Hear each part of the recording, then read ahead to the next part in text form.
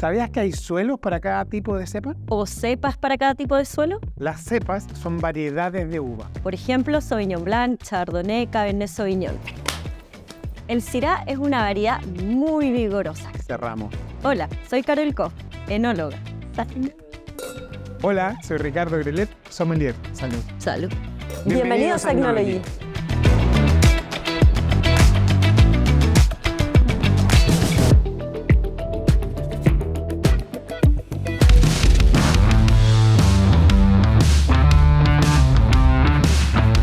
Cepas de vino, uno de los temas más interesantes del vino. Hay cientos, miles de cepas, algunas muy conocidas, otras casi irreconocibles o difíciles de pronunciar. Pero, ¿qué son las cepas y por qué son importantes al momento de elegir un vino? Hay miles de cepas de vino. Esto es muy interesante cuando empiezas a probar vino. Algunas muy conocidas, otras casi impronunciables. Pero ¿sabemos realmente qué nos entrega cada una de ellas?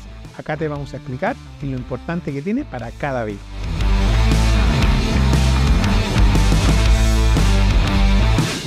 La vitivinífera es una familia completa que tiene una cantidad importante de cepas.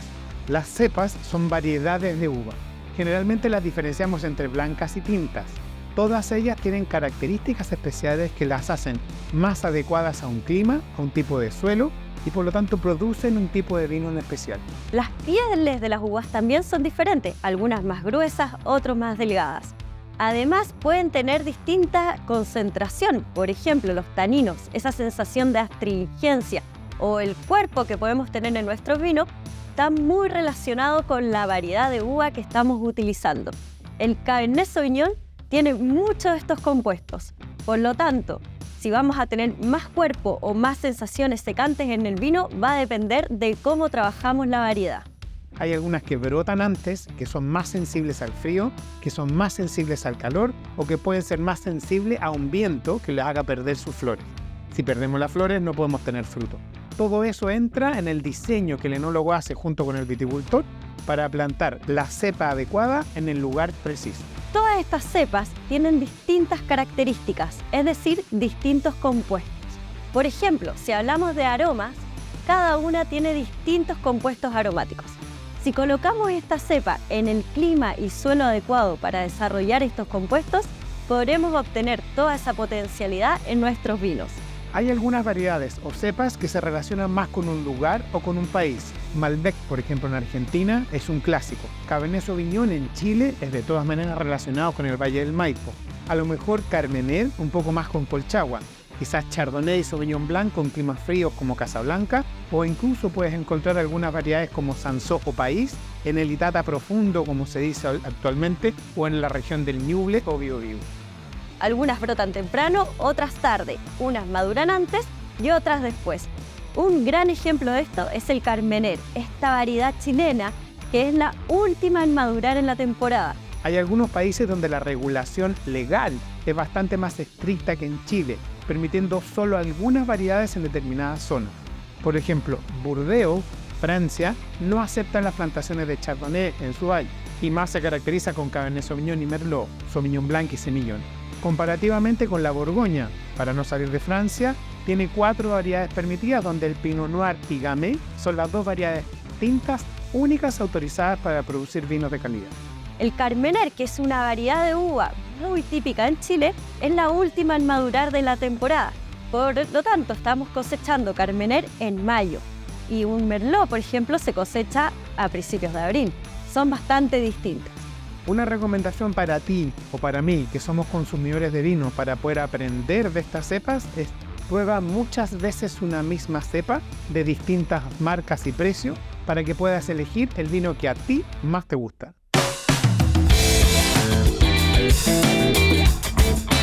Las cepas más plantadas en nuestro país, en Chile, según el Catastro Vitivinícola Nacional, que se publicó hace poquititos meses este año 2024, indican que el Cabernet Sauvignon sigue siendo la cepa más plantada, con cerca de 1/3 del total nacional. Además de este, en segundo lugar está el Sauvignon Blanc, cepa blanca, indiscutiblemente como una de las más preferidas por los chilenos, como también para la exportación. Y en tercer lugar, y una gran sorpresa, es el país, la cepa país, también conocida como Misión en Estados Unidos o Criolla en Argentina. Ahora, lo importante de tener en cuenta es que el total de hectáreas plantadas de vitis para producir vinos en Chile supera las 133.000 hectáreas y se concentra principalmente entre las regiones de O'Higgins y el Maule.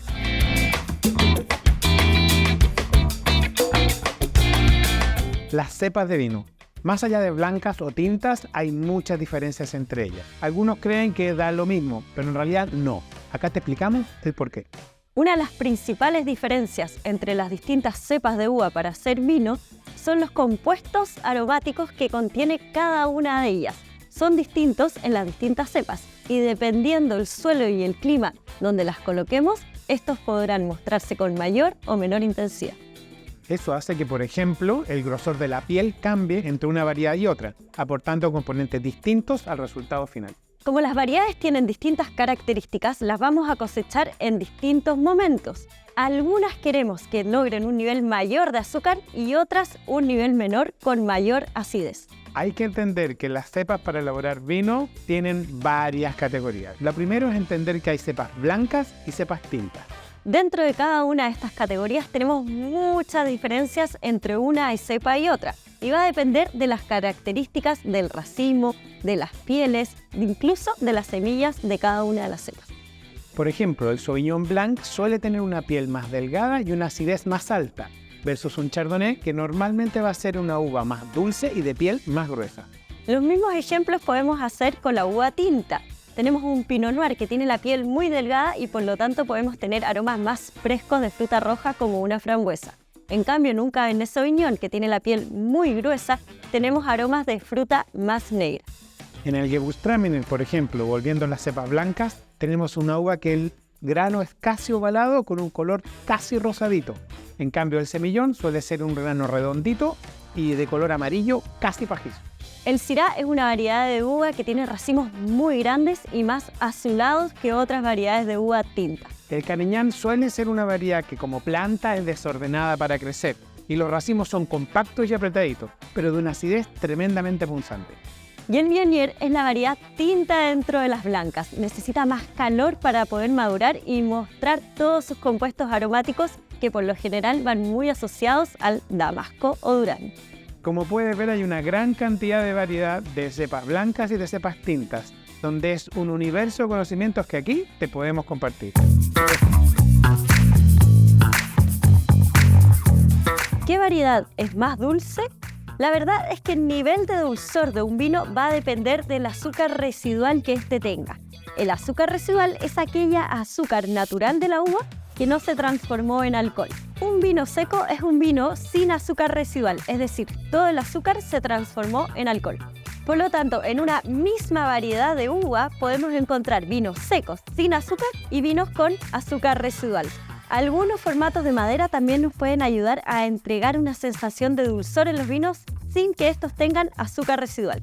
Por lo tanto, no lo olviden, depende del estilo.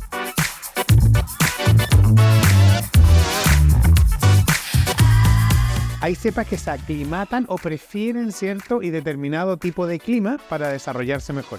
La importancia del clima en las distintas variedades de uva es que nos va a permitir que la uva madure bien o no. Algunas prefieren climas más cálidos, como puede ser el Carmener en términos generales. Hay otras que prefieren zonas más frías, como puede ser el Pinot Noir o el Merlot. Hay algunas blancas que pueden resistir más temperatura y sequedad o falta de agua, como puede ser el Sauvignon Blanc y el Chardonnay. Hay otras que requieren un poco más de agua y un poco más de sol. Depende de cuál sea la cepa, cuál es el clima, para poder hacer el match perfecto. Algunas cepas se caracterizan por producir vinos ácidos, refrescantes. Aquellas cepas necesitan climas fríos, donde pueden retener más fácilmente los niveles de acidez natural de la uva. Otras cepas tienen la piel muy gruesa, como el Cabernet Sauvignon. Por lo tanto, necesitan mucho contacto con la luz solar para poder madurar todos sus compuestos. Otras variedades, como el Carmener, que le cuesta madurar en el caso de los tintos, o el Viognier en el caso de los blancos, necesitan zonas más cálidas para poder llegar a obtener los sabores de fruta madura que queremos en nuestros vinos. cepas costeras o clima costero que prefiere algunas cepas. La zona costera tiende a ser una zona más bien fría, con cerca del 60% del año nublado hasta las 12 del día y con poca incidencia de altas temperaturas. Al contrario, generalmente son temperaturas más bajas, por lo cual variedades blancas o incluso algunas tintas más ligeritas como el Pinot Noir, el Cinsault, van a encontrar un muy buen lugar para poder desarrollarse. Si tuviéramos Cabernet Sauvignon en un valle como San Antonio, cerca del mar, donde tenemos bajas temperaturas y muchos días muy nublados, lo que pasaría es que la uva no lograría madurar. Tendríamos un Cabernet Sauvignon con sabores muy verdes y los taninos muy fuertes. ¿Qué quiere decir? Con mucha astringencia, muchas sensaciones secantes en boca de esos vinos. Además, como la uva no maduraría, no tendríamos los sabores típicos de un Cabernet Sauvignon de fruta roja o fruta negra. Variedades tintas que producen vinos con cuerpo, cálidos, con peso, como Cabernet Sauvignon o Carmener, van a preferir climas más cálidos y secos. Variedades blancas de acidez más alta, vinos más ligeros, generalmente van a preferir zonas más frías y frescas. Por ejemplo, todo el calor que tiene Colchagua ayuda a una variedad como es el Carmener. Variedades como el Cabernet Sauvignon, que prefieren un clima con una oscilación térmica un poquito más alta, van a encontrar un gran lugar en el Maipo. Variedades blancas frescas de acidez muy punzante como el Sauvignon Blanc van a preferir climas costeros como es Casablanca, incluso Lleida. Si nos vamos a la oscilación térmica gigante que tiene el Limarí, de todas maneras se me ocurre probar con Chardonnay. La cantidad de agua que necesita una parra va a depender un poco de las variedades y del momento en el año que nos encontramos. Por ejemplo, cuando está empezando la brotación, la floración y el desarrollo de los granos de uva, necesitamos que la parra tenga agua disponible para poder desarrollarse bien. En cambio, cuando estamos llegando al momento de la cosecha, necesitamos menos agua, porque si tenemos mucha agua en ese momento, la uva puede crecer más de lo que deseamos y de esa forma se disuelven todos los sabores y aromas de nuestros vinos potenciales. Hay que acordarse que la vid o la parra es una planta de ciclo anual y requiere cierta época de invierno para poder hibernar, como también algo de primavera para brotar y verano para madurar, antes de volver a descansar. Generalmente cuando tenemos un clima equilibrado como eso, logramos tener una mejor fruta al final. Por lo general, las mejores latitudes para producir uva vinífera son entre las 30 y 50. En esas latitudes sí puede madurar porque tenemos las distintas épocas del año bien marcadas, lo que permite tener una buena floración, un buen cuajado de la uva, una buena pinta, que es cuando la uva cambia de color, y porque las temperaturas permiten que la uva madure bien, reteniendo niveles de acidez. Si nos vamos al detalle, algunos climas más cálidos, por ejemplo en Chile el precordillerano, donde tenemos mucha más temperatura y luminosidad desde el mediodía hacia adelante, va a ser un sector donde se van a privilegiar variedades tintas como el Cabernet Sauvignon. Si nosotros hacemos el símil con, por ejemplo, Burdeos, Francia, la ribera literalmente izquierda, vamos a tener un tipo de suelo que también tiene bastante granito y con temperaturas altas durante el verano que nos aseguran una buena madurez.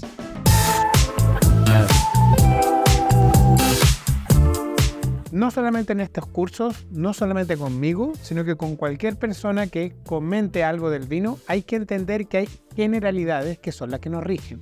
Pero la palabra depende juega un papel fundamental. ¿Es la madera la mejor manera de obtener un vino de calidad o de calidad superior? Depende. ¿Es el clima cálido el mejor lugar para producir vinos tintos? Depende. ¿Y es un clima frío el mejor lugar para producir vinos blancos? Otra vez, depende. Entendamos que generalmente el Carmener se da de mejor manera en climas cálidos, con los pies en el agua y los brazos al sol. Eso significa que tenga sus raíces con una irrigación importante, pero también con sus brazos en una zona donde el sol y la temperatura sean suficientes para que logre madurar. Eso es la generalidad. No significa que de un clima un poco más fresco no podamos encontrar excepciones, nuevamente que confirmen la regla, donde encontremos un Carmener que puede entregar tremendos resultados.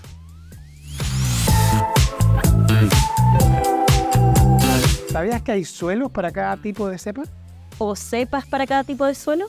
Lo importante es entender que cada cepa de vid y vitis vinífera para hacer vino se comporta de manera distinta en distintos tipos de suelo. Pero Ricardo, ¿necesitamos el mismo suelo para un Sauvignon Blanc o un Cabernet? Lo importante es que nosotros no podemos cambiar el suelo. Entonces, identificando el suelo, vamos a poder identificar también cuál es la variedad que mejor se da en ese tipo de suelo. Y sí, la respuesta es, algunas variedades prefieren distintos tipos de suelo. ¿Es el mismo suelo en Sauvignon Blanc y en Cabernet Sauvignon? No, para nada. Generalmente el suelo que prefiere el Cabernet Sauvignon es más bien rocoso, idealmente de alguna roca que sea o angular, que se llaman coluviales, o más bien redondeada, como son las aluviales, las que han sido arrastradas por un aluvión. Lo importante es que la raíz pueda penetrar en ese suelo y poder alimentarse de buena manera.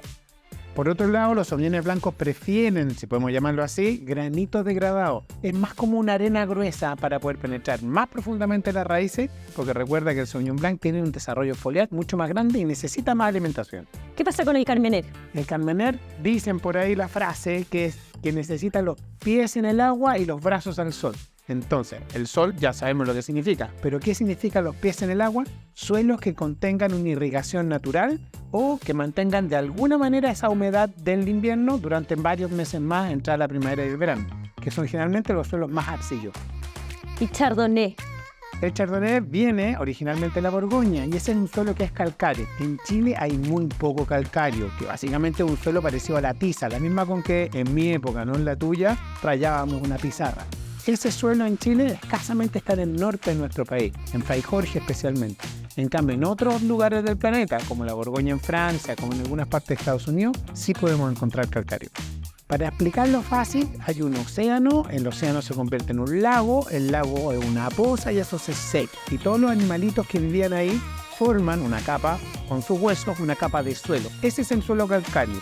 Tiene una acidez importante, o mejor dicho, aplica o aporta sensaciones de acidez importante y que especialmente el Chardonnay es muy apreciado. ¿Significa eso que nuestros Chardonnay, en comparación con los de Francia, están en desventaja? No, son distintos y diferentes. Recuerda que en Francia, por ejemplo, no pueden regar. Nosotros sí podemos regar. Ellos no pueden cambiar la manera de producir. Nosotros sí podemos adecuarnos en la manera de producir. Entonces, más que desventaja, son productos distintos. ¿Qué pasaría con un Cabernet Sauvignon si está en el suelo ideal para un Sauvignon Blanc? No solamente el suelo, recuerda que es suelo, clima y manejo. Entonces, cuando está en un suelo que no le agrada mucho, puede significar más inversión para poder sacar la misma cantidad de fruta que en un suelo adecuado. Volvemos a que el vino primero es un negocio y después es una pasión, y no sería sustentable en el tiempo. O sea, tendríamos un costo de producción mayor y además más dificultad para obtener los aromas y sabores de esa variedad. Y un riesgo que la calidad de la fruta antes de obtener esos aromas y sabores no sea la mejor. Como puede ver, hay una gran variedad de suelos y hay que identificarlos bien antes de elegir la cepa adecuada para cada uno de ellos. Todo eso para poder obtener lo mejor de las variedades en nuestros vinos. Entonces lo importante es recordar que hay distintos tipos de suelo y que son ideales para distintas variedades. De esa manera podemos obtener lo mejor de cada una de ellas. Exactamente. Salud. Salud.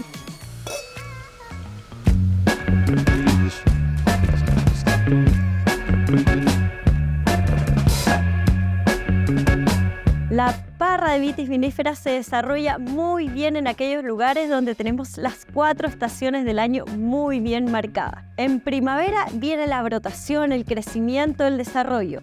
Luego con el verano las uvas van madurando y empezamos la cosecha. En otoño la parra entra en un proceso de reposo vegetativo. La parra pierde todas sus hojas y quedan solo las partes leñosas. En esta época descansa y se prepara de la mejor manera para la siguiente temporada.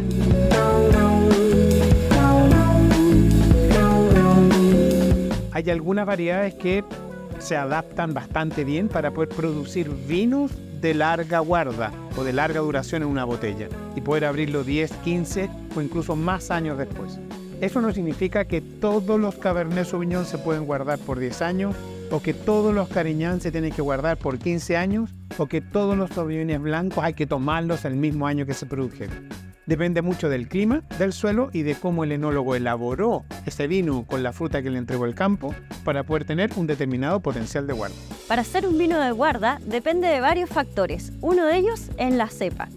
Otro factor va a depender de dónde colocamos esa cepa, en qué suelo, con qué clima, en qué momento la cosechamos y cómo lo vinificamos.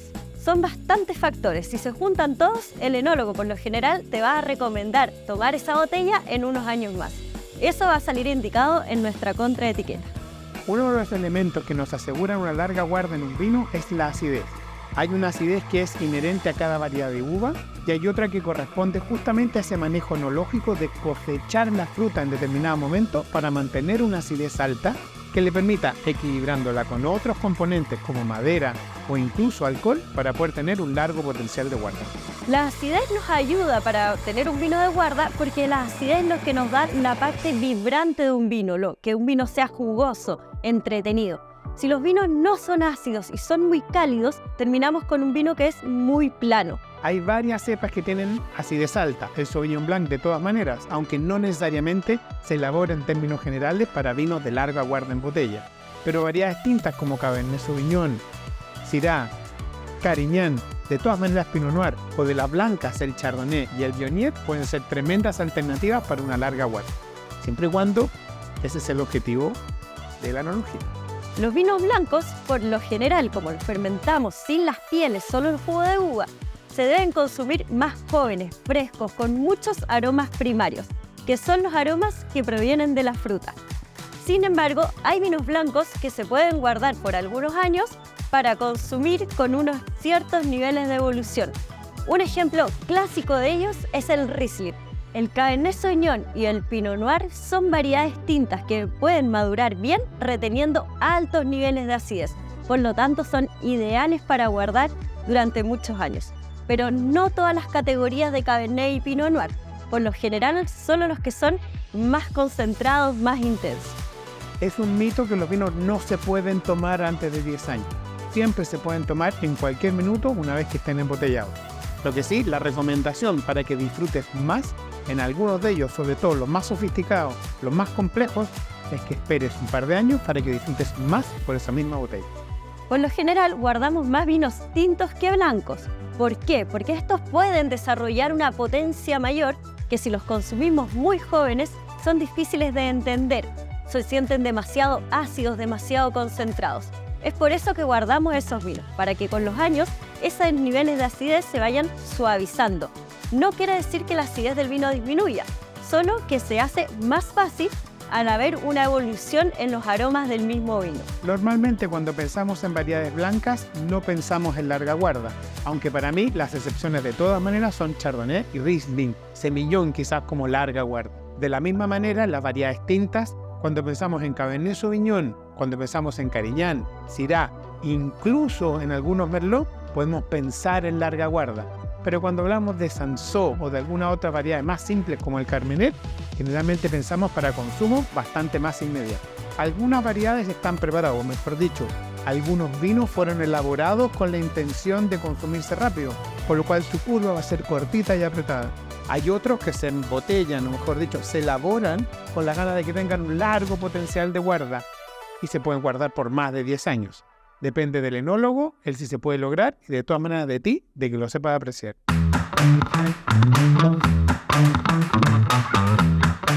Con los años, los vinos van evolucionando. ¿Va pasando algo en nuestra copa? ¿Es perceptible para nosotros? La verdad es que sí. Mientras más años tengan los vinos, más notorios van a ser los cambios. Cuando son jóvenes, lo que vamos a ver son los colores que ya conocemos, en el caso del vino tinto, rubí o púrpura, con los aromas muy intensos de fruta primaria. Eso significa los aromas originales de la uva, fruta fresca, intensa, muy agradable.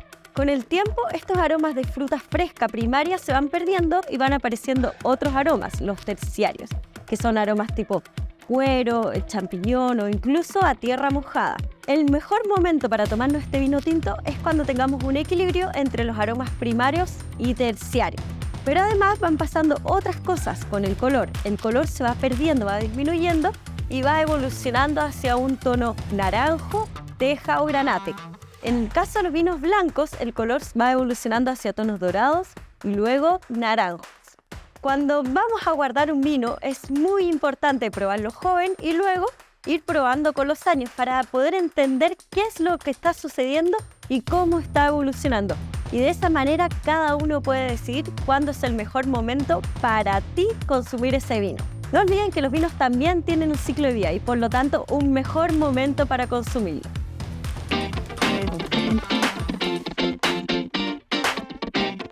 Como las cepas tienen distintas características en el viñedo, en la bodega las tenemos que tratar de distintas maneras. cada una con sus requerimientos, pero también tenemos que tener en consideración el estilo del vino que el enólogo quiere lograr. Recordemos que la maceración con las pieles en la producción de vino es el contacto del líquido con las pieles y semillas de la uva. Eso se puede hacer antes de la fermentación o después de la fermentación. Hay algunas variedades que por su piel delgadita y por su semilla un poco más pequeña, generalmente tratan de tener un poco más de contacto prefermentativo con las pieles. Al contrario, hay algunas variedades, sobre todo las tintas, donde la piel es más gruesa y la semilla más grande, se potencia incluso solo la maceración después de fermentar. Por lo general, en las uvas blancas tenemos muy poco contacto del jugo con las pieles. En las uvas tintas, esto es mucho más común. ¿Cuánto va a durar ese contacto? Va a depender de la variedad de uva, la calidad de esta uva y del vino que queramos obtener. Por ejemplo, el Sansó, que tiene una piel delgadita, cuando tiene un exceso de maceración con sus pieles, tiende a tener sabores más bien amargos, por lo cual esa variedad, en términos generales, se prefiere no macerar con sus pieles o no tener mucho contacto con sus pieles.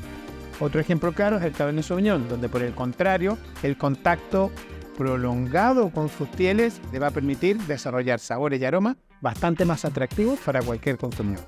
Algunas variedades necesitan un proceso extra después de la fermentación alcohólica. Por ejemplo, los Cabernet Sauvignon, que son muy intensos y que jóvenes pueden ser un poco difíciles de degustar, los guardamos en barrica para que con el proceso de la microoxigenación nos ayude a redondear y a suavizar los taninos del vino. Hay que recordar que la madera no solamente aporta sabores a madera, sino que una pequeña y controlada interacción entre el interior del recipiente y el exterior del recipiente. Eso se llama microoxigenación. Y eso básicamente nos permite evolucionar el vino, redondearlo un poquito más para que sea más amigable al momento de probarlo. Debemos considerar que el tipo de recipiente que vamos a utilizar va a depender mucho de la cepa que tengamos, con su calidad de esta uva y el estilo que el enólogo quiera obtener en su vino. Por ejemplo, en los huevos de concreto los podríamos utilizar mucho en Carmener y Syrah. Estas variedades que son intensas, potentes, lo que el huevo les va a aportar es que nos va a alargar el vino en nuestra boca. Es una sensación de boca. Los vinos nacen creándose dentro de un lagar de tierra. Después de eso, la tecnología permite ir cambiando los tipos de recipientes en los cuales se hace el vino. Hoy día no es que una variedad prefiera o no prefiera, sino que es qué producto yo quiero hacer y como ese diseño me lleva hacia algún estilo, yo elijo un material para poder hacerlo. Dicho lo anterior, por ejemplo, si yo quiero un Sauvignon fresco, ligero, de precio más bien accesible, yo voy a buscar tanques de acero inoxidable de volúmenes grandes para poder tener un vino simple y ligero. Si yo quiero un Sauvignon Blanc con cuerpo, con peso sofisticado, voy a seguramente buscar una fermentación en otro recipiente como una barrica de 200 litros para aportar componentes de la madera a ese vino. Hay que entender que no hay una receta exacta para hacer un vino. Por lo tanto, cada cepa se puede comportar de distinta manera dependiendo del proceso que utilicemos y la maquinaria o utensilios que ocupemos para su fermentación, y va a depender del proceso que el enólogo decida para poder utilizar uno u otro material. Viene mucho más contenido como este. Síguenos y mantente atento a nuestras redes sociales. Si quieres profundizar en los conocimientos que hemos visto aquí, visita nuestro sitio de Knology, donde vas a ir encontrando una serie de cursos, masterclass, eventos presenciales y mucho más.